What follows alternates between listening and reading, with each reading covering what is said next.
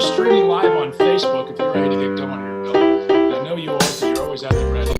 Having served with you for 8 years myself in the House of Delegates and classmates at '01, right? You were elected at '01. '01, we came in together. So that was a big class. It was a talented class.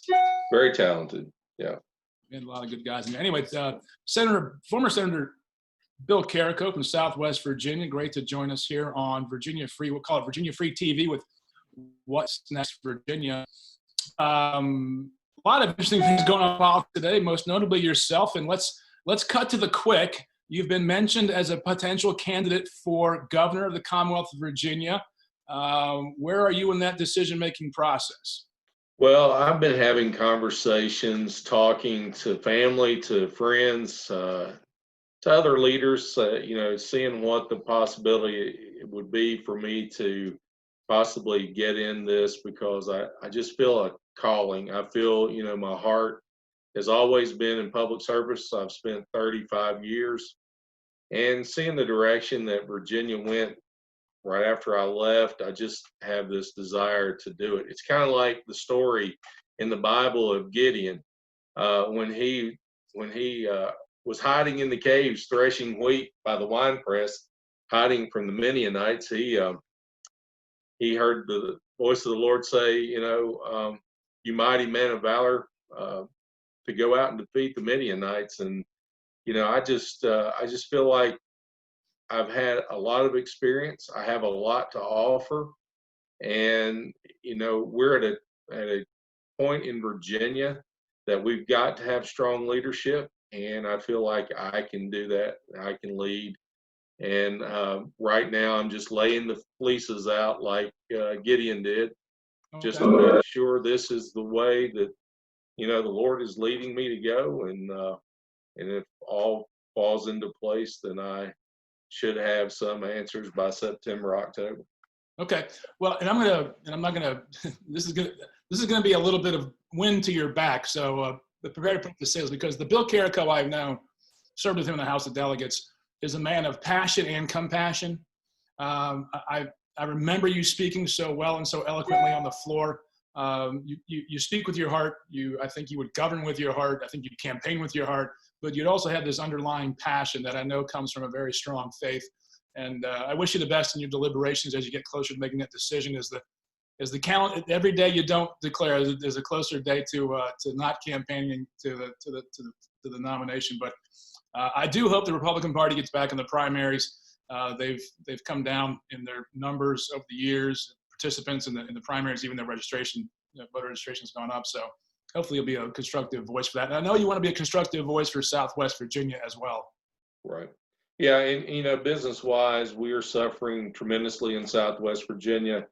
I think I have the same plights as most inner cities and rural Virginia especially. I think that my background with the business community in my years of serving in the House and the Senate tells the story of itself. I had A ratings with the business communities, the chambers, the NFIB, all these business areas. I did everything that I knew possible to give us a fighting chance, and that's where I think that we need the leadership role, so that the people out there understand that we're going to fight for them, and we're going to put Virginia first. The time that you and I spent in the General Assembly, we were top rankings for a long time, and we got to get back to that point. Let's that's a great overview of where you are in your process. Let's talk about Bill Carrico, so people get to know you a little bit closer, a little bit more personal. What's your favorite sports team? Well, I have been a Pittsburgh Steelers fan, as you know.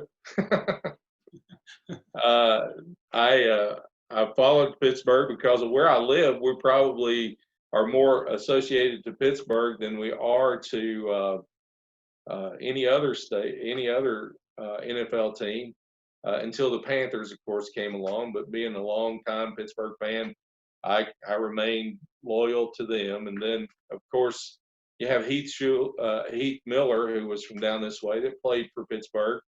And it's hard to believe. Most people would think you're a Virginia born and bred, my family's been here since the 1700s, that you'd be a UVA fan, but I was born and raised in Southwest Virginia, where you only had 3 channels at the time. So I grew up watching the University of Tennessee. And so I became a University of Tennessee fan just because that was the only team I got to see play. So, it's kind of odd that you're from Virginia and you're so far removed from everything because of the distance you're so far away from everything else. Well, growing up, Tennessee's always been a very good football team, and that would probably lead to at least watching an exciting winning football team when we were growing up in the 70s and 80s. Let's switch over to culture. Favorite TV shows or movies? I guess now with Netflix, I really watch a lot of The Blacklist. Oh yeah. I like mystery type solving movies and kind of more of the police background, just coming from what I came from, trying to figure out who done it and why. And so I've been watching that. Movie wise, Courageous was one of my favorite movies. The Facing the Giants. I mean, a lot of these inspirational movies that I've watched in the past are very good. Okay. Favorite books? The Bible, number one. I already had that written down for you. But I kind of figured that. No, let's dive deeper into that. Which of the Bible, which are your favorite books, or is it just one? And I already have one written down. Hold on a second. Go ahead. Of the Bible, the favorite book in the Bible, I guess for me, is Isaiah. He was a prophet at the time, and the other is the Judges, to see the transitions that they took place, and then of course Matthew in the New Testament. So, and then I guess the most intriguing of all of them is the Revelation. Okay, very good. When it comes to making a decision for running for public office, and you've done this before, you were in the state house and the state senate, you're looking at governor, you're obviously concerned about, you're thinking about getting back in, and not a lot of people do that over time. And the conversation that has been going on most recently is about public safety and defunding the police. Right. What do you make of this movement, and have you seen the Legislative Black Caucus's agenda for the upcoming special session, which is projected to be in August? I think that's one of the most driving forces for my thoughts of coming back, because I know people want to feel secure in their state. They want to feel like that the government is offering them the safety of their properties and their persons.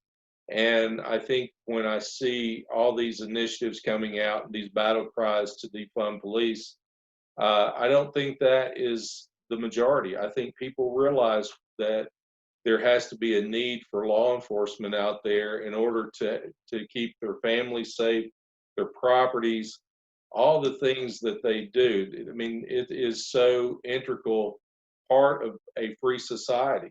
And I think that with what the Black Caucus came out with the other day was way too far. I mean, I think what you're going to end up doing, there's some things on there that I think is meaningful. I think we can do some of those things, more uniform training, tracking bad police officers. The state police have been advocating for a system in order to be able to track bad law enforcement officers for a long time, since I was in there in the 80s.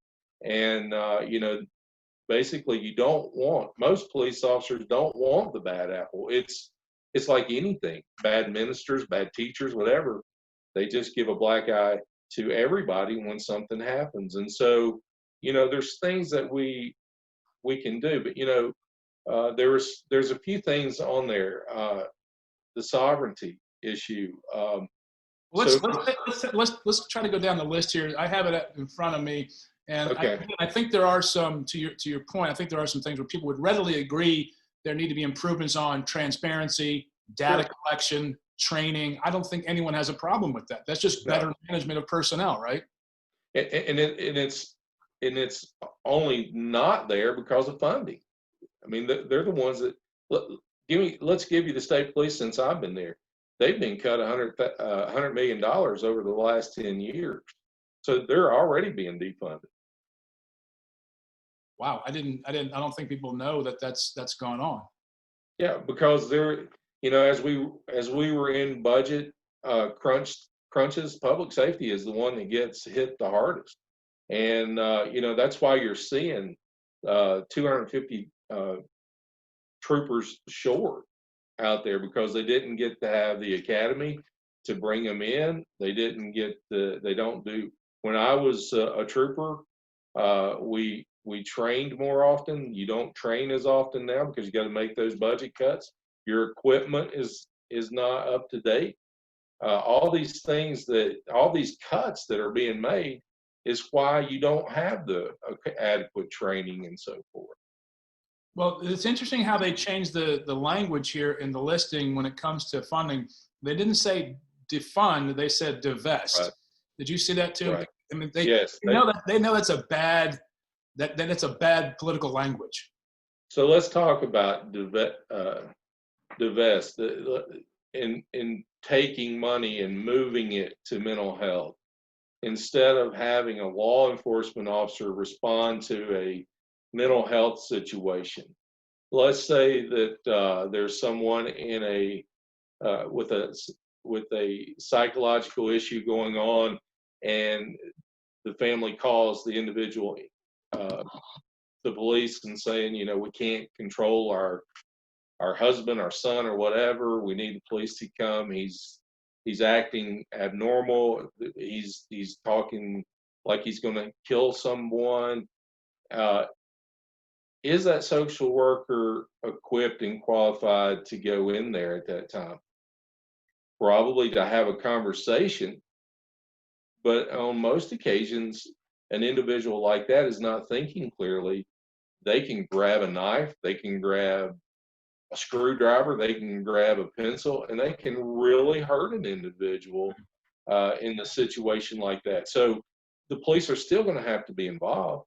And de-escalation training is something that law enforcement is trying to do now, but funding is an issue again. When I was out there, there was very little insight on de-escalation. You basically restrained an individual, and when I say restraining, you didn't in the department that I worked in. There was no such thing as a chokehold. We were not trained to choke people. If you were going to choke them, your life better be in danger, and that's the misconception. They're throwing everybody in the same category. Not all departments train like that. So now you're going to put a mental health worker's life in jeopardy, and how many of them are going to willingly do that? And I just don't see that actually working. I think if you and I were legislators, and we were trying to solve this problem, we'd probably say, well, let's take the money and put it to training the police officers in mental health, in de-escalation at the point of greatest Absolutely. public safety risk, and move it backwards from there. But I think the defund the police is not a good look for going to the broader public and saying, here's how we're going to improve your lives and use your tax money better by shifting it away from budgets we've already cut, predominantly because of the other things that are eating up the state budget, most notably the Medicaid expansion, which is why I think the reforms that were passed over made it even more difficult. That was just Absolutely. opportunity. So anyway, we could go on that too long, I'm afraid. Well, and you and I agree 100%. I don't think defunding or taking away from the police is going to answer that problem. I mean, look right now what is going on in Richmond, and you're bringing police officers from all across the state in there, and you're leaving other areas like rural areas unprotected because these individuals are they're short manned already, and now they're all having to ascend on Richmond because of the possibility of the taking it over in spots there. Oh, so what we're seeing statewide, though, okay, you're putting pieces of the puzzle together that I don't think people are seeing. Because of the lower level of personnel, they have to draw from the rest of the state to shore up Richmond. Yeah, 5 troopers in Grayson County is all they have, and they're taking 3 of them and sending them to Richmond. So you're leaving 2 troopers to work the whole county by themselves. Wow. I don't think that's obviously that's something not being told. No, Richmond had, when I was a trooper, we had riots. We had the Greek Fest riot in Virginia Beach. We had the coal strike going on in Southwest Virginia. This is in 1989, I believe it was. And that year, I only spent out of that year probably 4 months in my home county, because they were having to take us out of the areas and send us to where all the problems arise. Okay. And people don't realize how much strain that puts on law enforcement and the hours that they put in to manage these riot situations.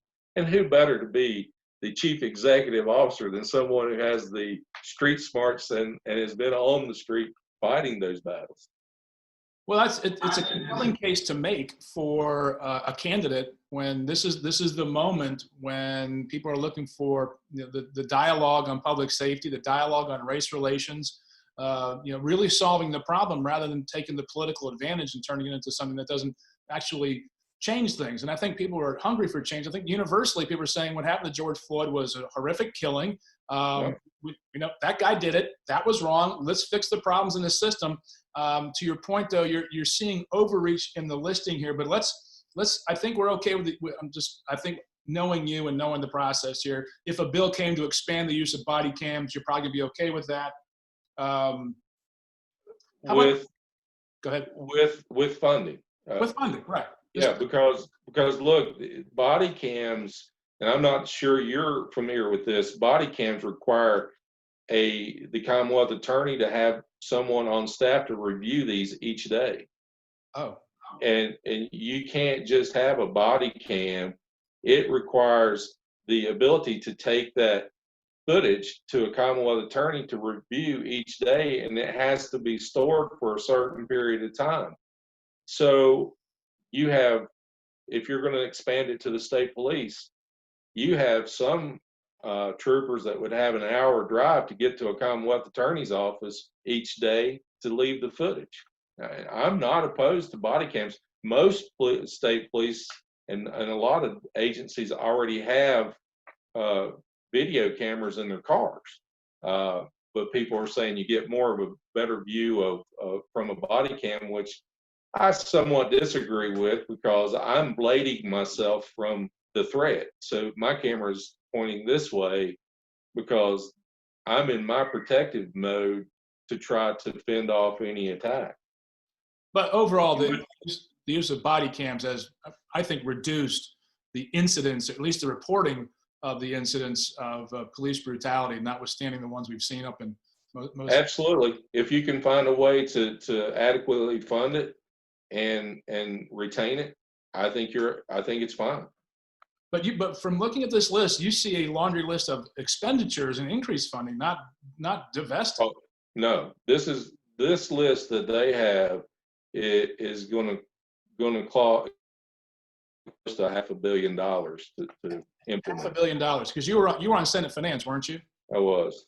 Okay, so you would know that the budget process, as far as you're selling to the Republican base voter out there, not only where you're in public safety, but you understand the budgeting process and where you can find the cuts. What if the money didn't match the wish list? What do we do to increase revenue to pay for these things?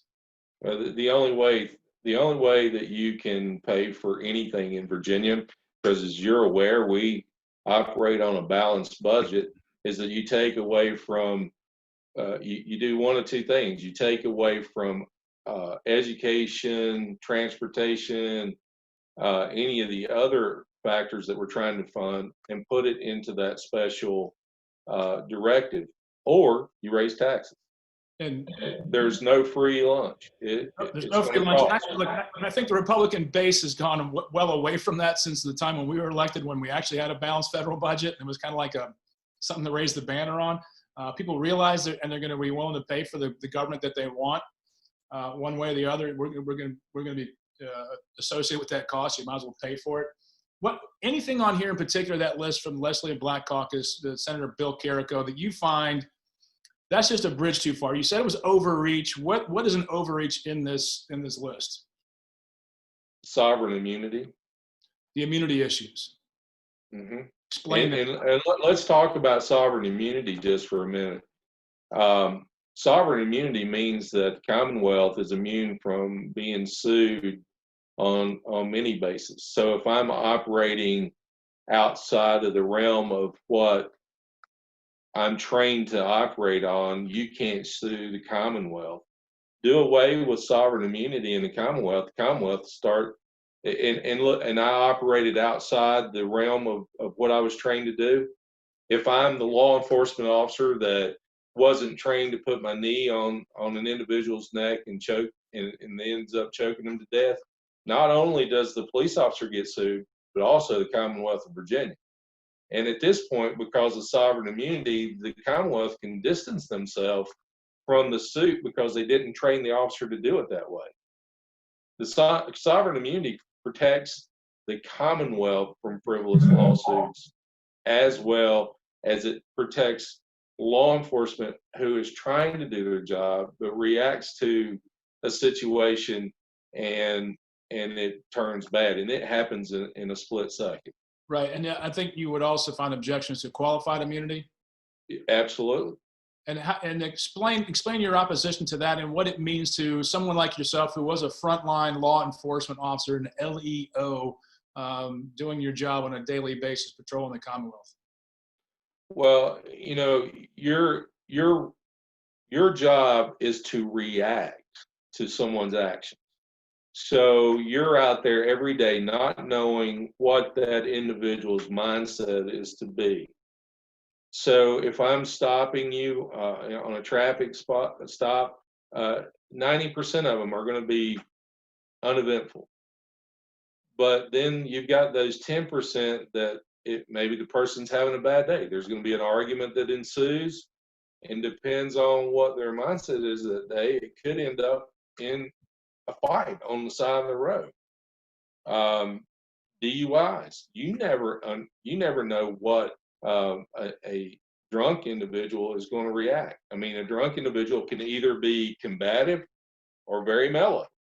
So, you can get someone who's under the influence of alcohol or a drug, and then they would be mellow, they would be happy, laughing, and then all of a sudden it changed. So your job is to react to actions.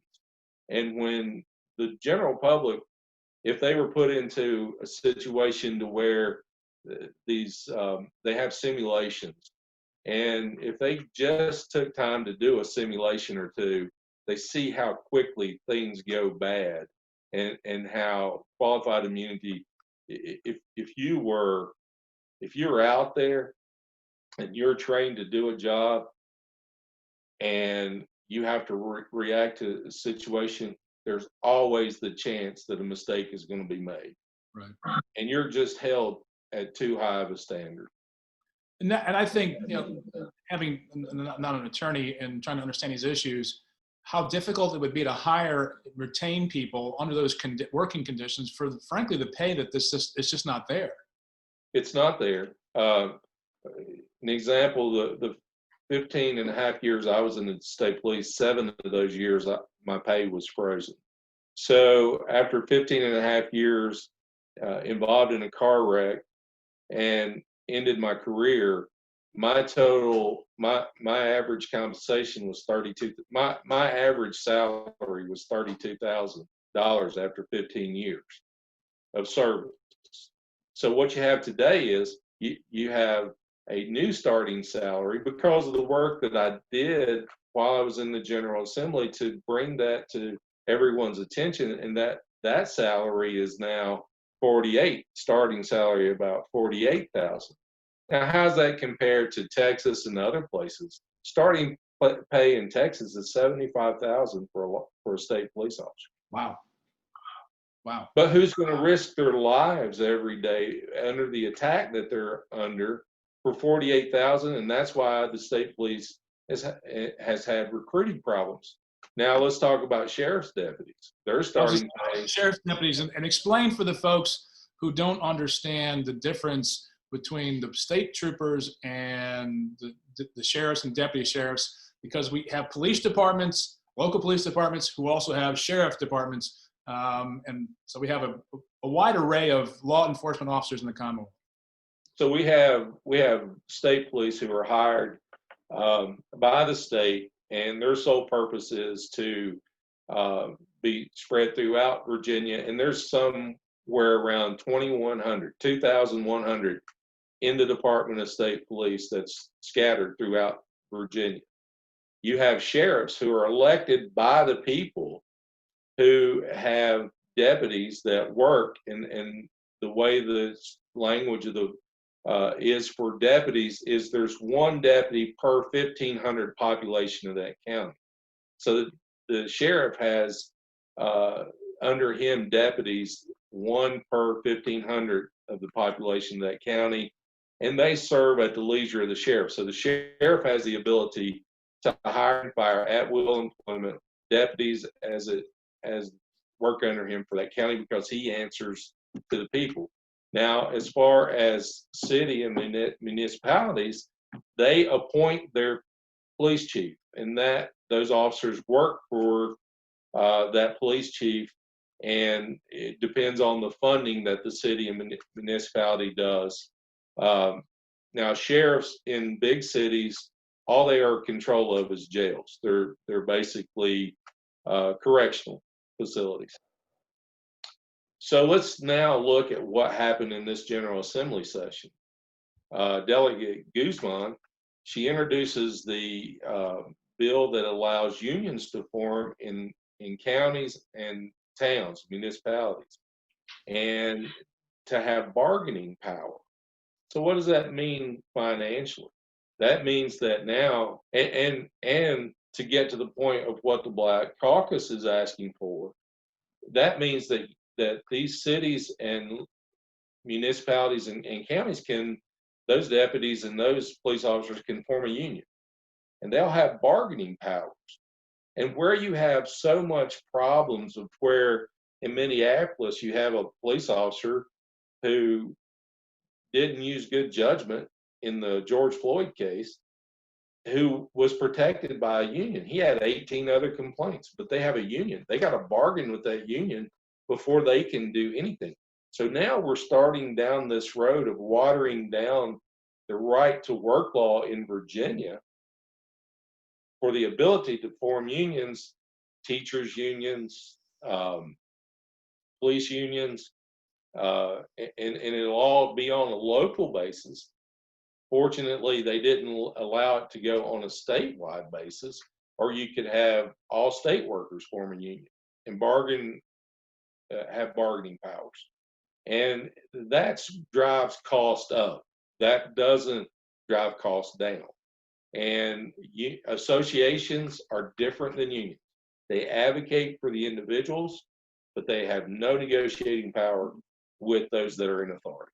Well, I think the stunning thing a couple of stunning things about the Guzman bill that has local collective bargaining for public employees. One, she didn't explain the bill on the House floor. Right. Two, she refused to answer questions about it. So literally, the bill wasn't explained on the House floor.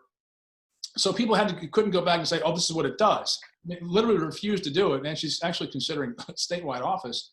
But now, with the obvious problems of the public unions, that was the problem in Minneapolis. I mean, people are saying the problem is police unions. They are protecting the bad cops. They are. And now we're bringing them to Virginia. I mean, it just seems like, where's the wish list that says, "Oh, gee whiz, we shouldn't have done that"?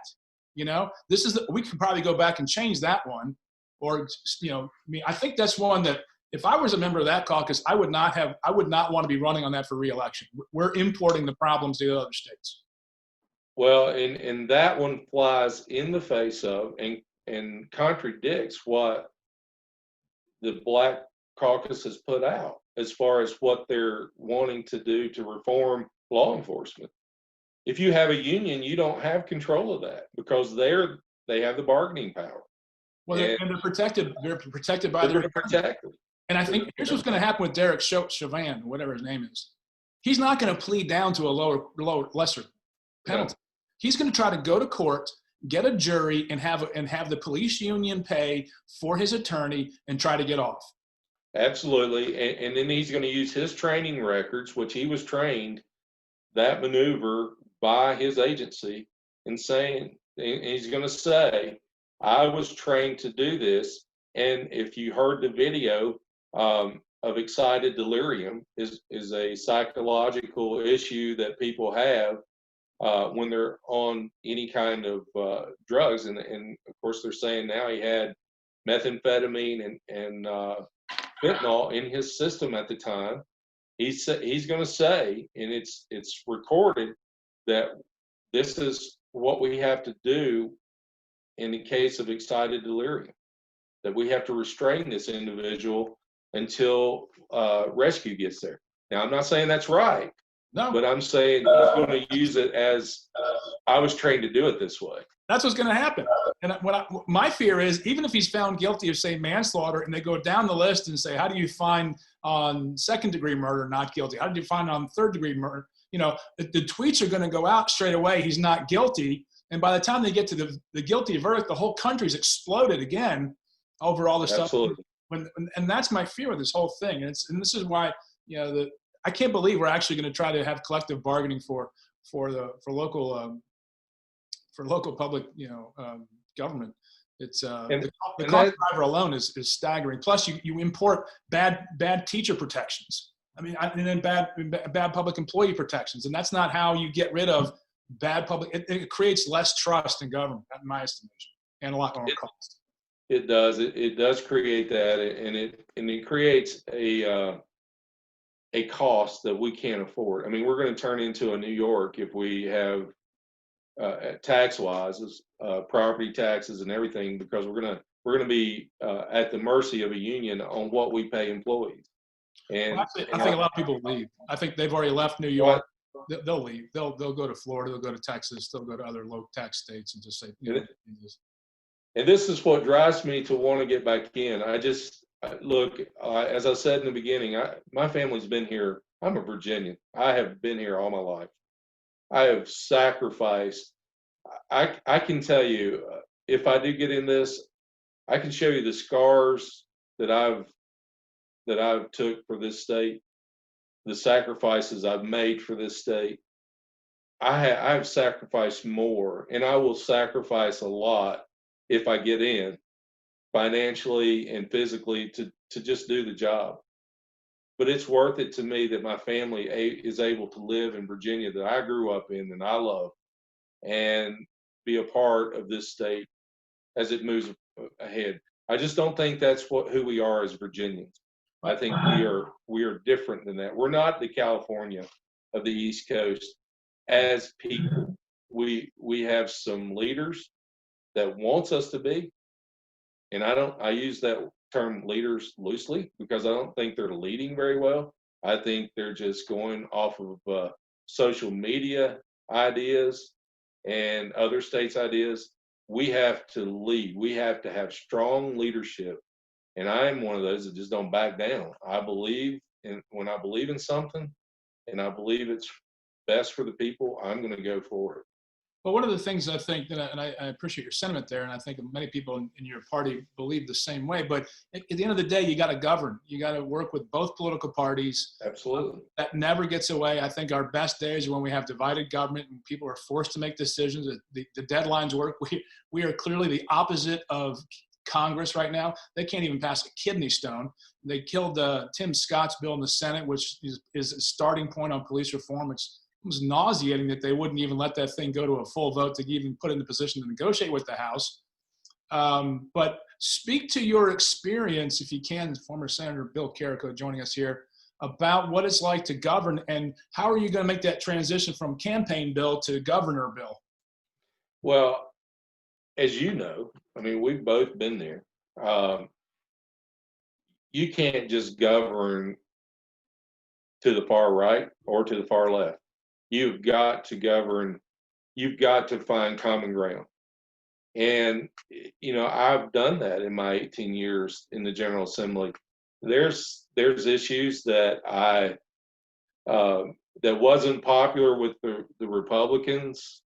And I'll give you one example is before I left and was chairman of transportation, we were being bombarded with the problems on I-81. How do you fix that? The only way you fix that is with a funding source. And so, working with Mark Obenshane, sitting down with Secretary Shannon Valentine, we started talking about funding options. And in the end, it came down to a increase on the gas tax on I-81, which, got us moving forward. Right. But in the end, ended up in this year's session, another increase, which was not the right way to go.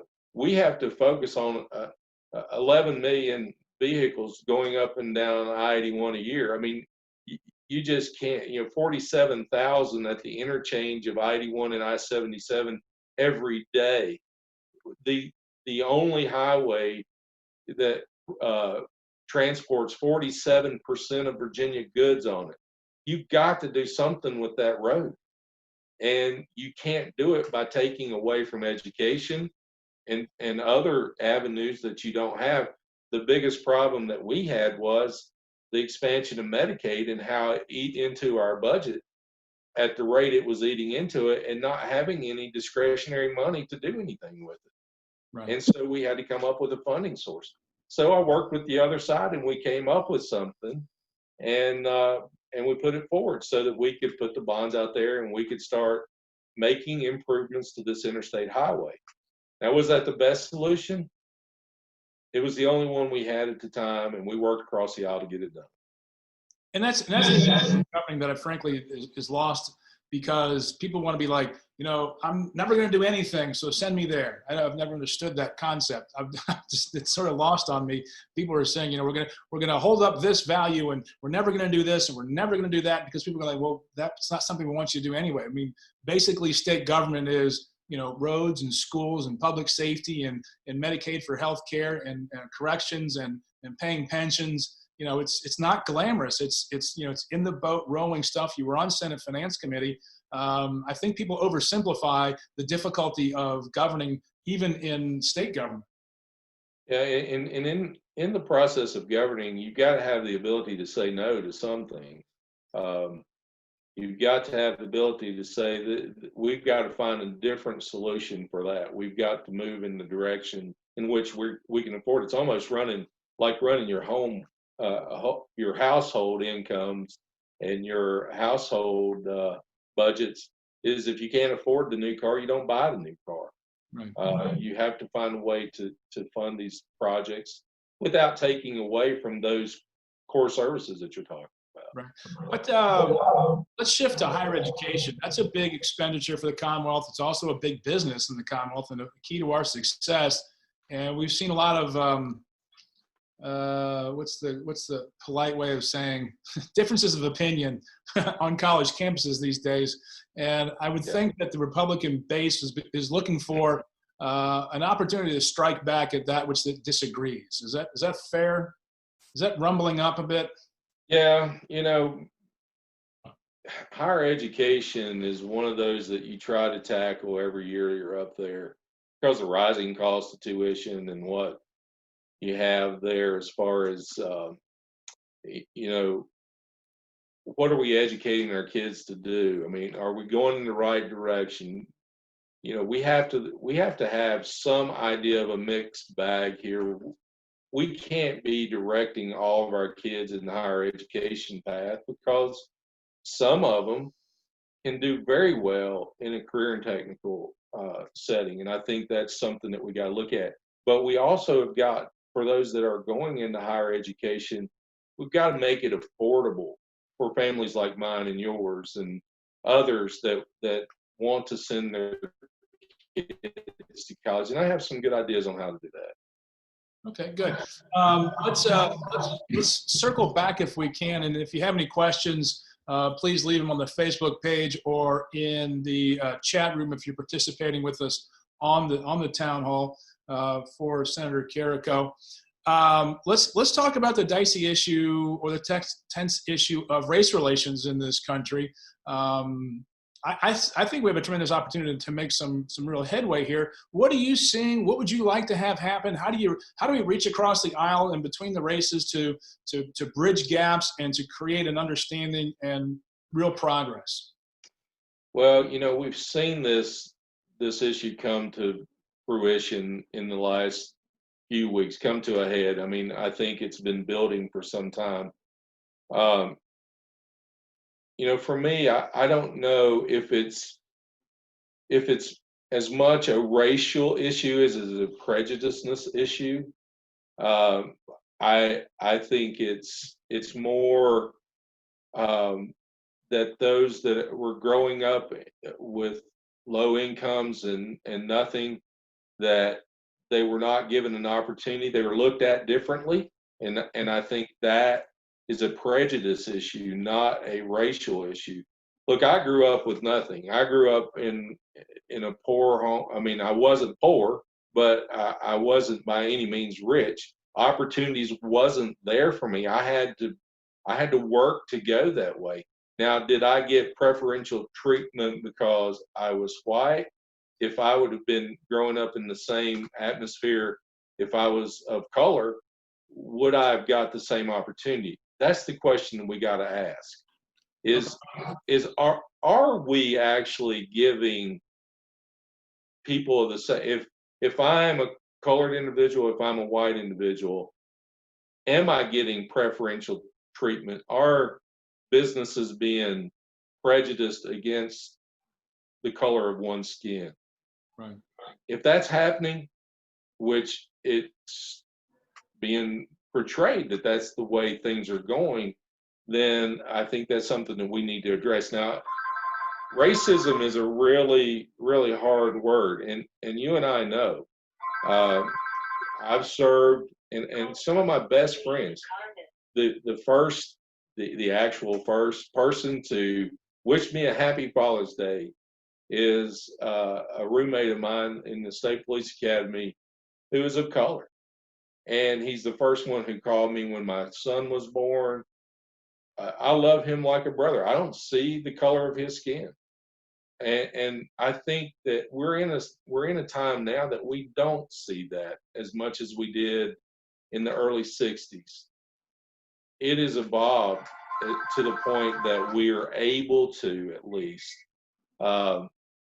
be able to look at the prejudiceness instead of calling this a racism issue. Yeah, on our radio show every day we have it's on the John Frederick's network. My producer Al Green is African American. We talk about race, and he has separated out. And it's interesting that you brought that up. Prejudice versus racism. We'll be talking about that later today on a radio show at 5:00. Might want to call in and hear his perspective and in our conversation about it, because he said that everyone pretty much prejudges a situation or a person. If they don't know them, they're going to say based on if they're wearing a tech hat, that's pretty much a hokey, right? We're not going to agree on football. I get that, but he says when you weaponize that and do something negative towards that person, that's racism.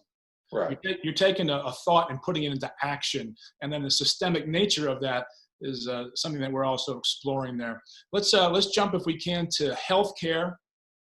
What did you think of the Medicaid reforms that Governor Northam changed? I mean, the original deal I thought was a good one. It had a lot of conservative reforms in there, but Governor Northam took them out.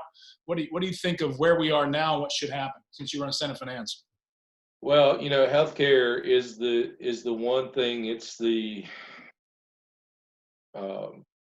biggest beast that we're going to be tackling as we move ahead, because Medicaid expansion is going to eat up a tremendous amount of the budget.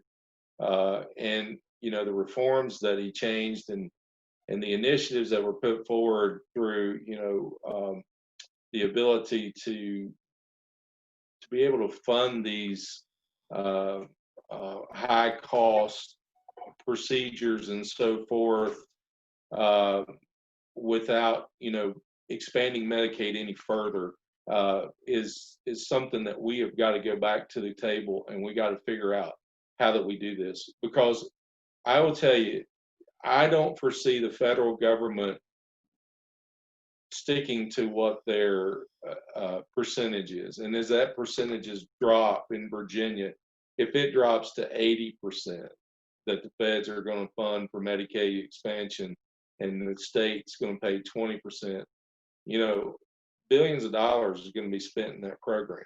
Mm-hmm. We can manage this on our own level, on the state level, a lot easier than we can depending on the federal government to pay the way. Are we ever going to be able to go in now that we've expanded Medicaid and take it out? I don't think so, because then you've got all these people that are enrolled and all these people who are dependent upon it. But you can do reforms within how billings, how the billing of healthcare is done, how services are given to individuals, and you can reform that and make it more affordable and make it more palatable to people to be able to have access to healthcare, than just throwing all the money into Medicaid expansion and requiring people to have it. I mean, look, there's many stories I heard from business people who maybe only two of them that own the business, and they're paying $1,800 a month, and their deductible is $6,000. Is that affordable? That's not affordable. So why aren't we making it affordable for them, instead of saying you got to be a part of this program, this Medicaid expansion program, and this is what the cost is going to be? I mean, having that healthcare savings plan, I think, was one of the ideas in order for a business to draw from if there's a catastrophic event. I think the year I was there was Glenn Sturtevant's bill. Those are some of the things that we can do as a state and make healthcare more affordable. Right. But if we go down the road of depending solely upon Medicaid, the Medicaid expansion program, it's just going to grow and grow till it takes over our budget. Yeah, I'm a big fan of health savings accounts. We use them at our company. Our employees loved them. Right. Their health care got better. Their health outcomes got better because they're managing on resources better. Look at how it works for the Amish community. I mean, it works well for them. They have the same programs. They are able to use it, and I think that's the way we've got to go. Let's take a look at, there was an op-ed in the Wall Street Journal by former Secretary of State George Shultz on Singapore and their healthcare program, and they're heavily invested into health savings accounts. I want to take a look at that one as you go knocking on the doors of the Commonwealth to see if they're going to be largely affectionate for the large man from Southwest, the tall man. We'll see. That's how well you're received across the state is the important part. That's right. So what's the schedule of the calendar of your decision-making process? I assume you're going to be going around the Commonwealth and visiting Republican local committees. Well, I want to be able to sometime around the 1st of August to be able to see where the party first has moved as far as electing leadership, try to schedule some times to meet and talk with people to see, how they're receptive to my ideas, and to understand, what the field is like, to know who all is interested, right, and to just show what I have to offer. As you said in the beginning, I'm a man of faith. I believe that God leads people in directions, and as I used Gideon in the beginning, I'm reminded of Isaiah chapter 6 when Isaiah said he heard the voice of the Lord saying, "Whom shall I send?" And he said, "And who shall go for us?" And Isaiah said, "Then I'm here, send me."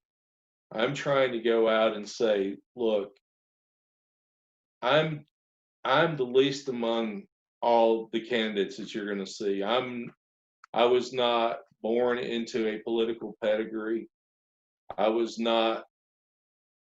worked my way to where I got. I am just like you are. I am no different. I'm the working guy out here who is frustrated and who understands the plight that you're in and understands the fear that you have because of all the things going on around you, and you feel like the whole world, the state is falling apart. I'm with you. I understand that, but I am a leader, and I'm not afraid to lead, and I have no fear to step up and do what's right to help the people. And that's why the people of my district, from my Senate district, has reached out to me saying, "Bill, we got to have you. You got to run," because it was never about me when I was a senator. It was always about them, and that's what we need in government today: is someone that's about the people, not about themselves. Yes, it would be an honor to be the governor, but I'm not looking for another title. I'm just No, and I'm going to I'm going to prove that point to you. And I don't remember if you recall this time in legislative history. We were on the House floor, and I think it was on primary seat bill. exactly. And this this told me who Bill Carrico really is. Because the state trooper, Bill Carrico, we were on House Transportation Committee together when that bill came through.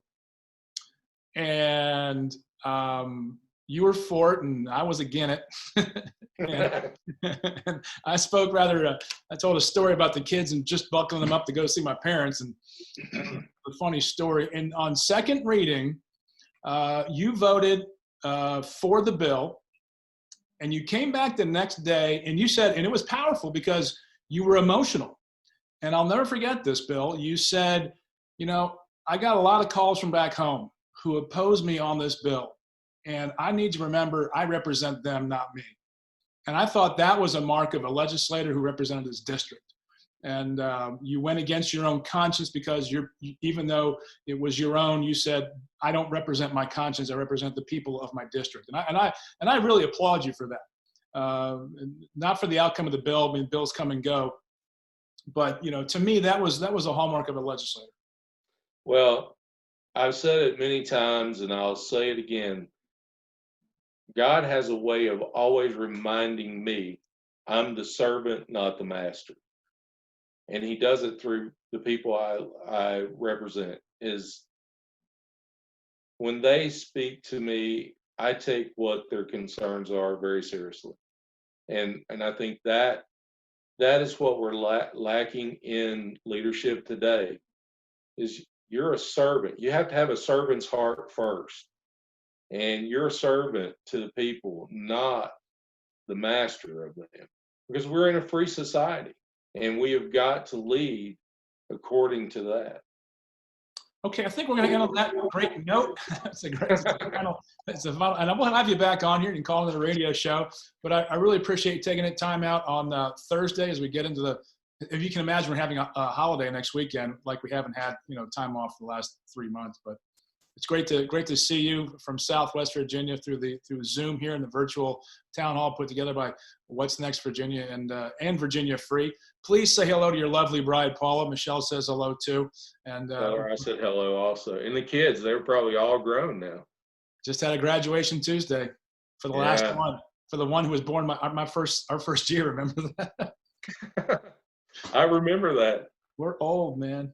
Yeah, But I know, we're getting there. I love the fact that you still have the fire in the belly. You're still considering running for a statewide office. Well, I love my state. I love the people here, regardless of the fact that, 18 years of service in the General Assembly and 15 and a half in the state police has aged me greatly. I just want to help in some way or another.